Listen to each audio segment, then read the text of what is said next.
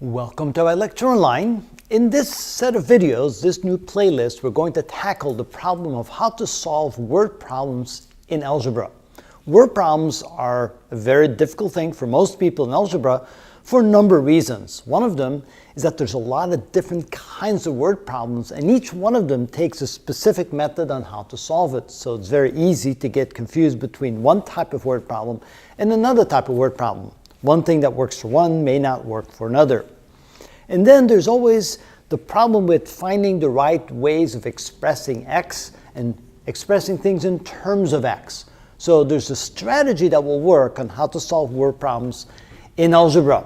And the strategy is as follows. First of all, we need to be able to identify the particular word problem we're dealing with. It could be word problems dealing with percentages, numbers, money and coins, ages of people, distance and rate, solutions, mixtures, investments, and there's a whole slew of other types of word problems. Each one of those takes a specific method to solve. So in order to be successful, we first must figure out which word problem we're dealing with. And then secondly, once we figure out what word problem we're dealing with, we need to understand and know the particular solution method, the specific method for that specific type of word problem.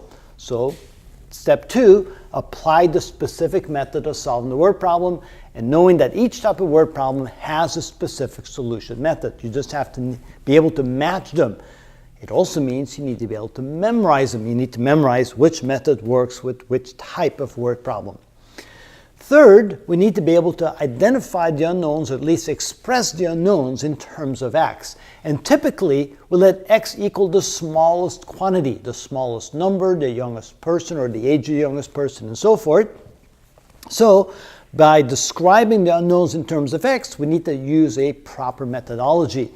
And then, what really messes people up sometimes is not to use very good descriptions. For example, what you don't want to do is write something like, let x equals nickels. What you do want to write, let x equal the number of nickels, because that's exactly what it represents, the number of nickels, not nickels.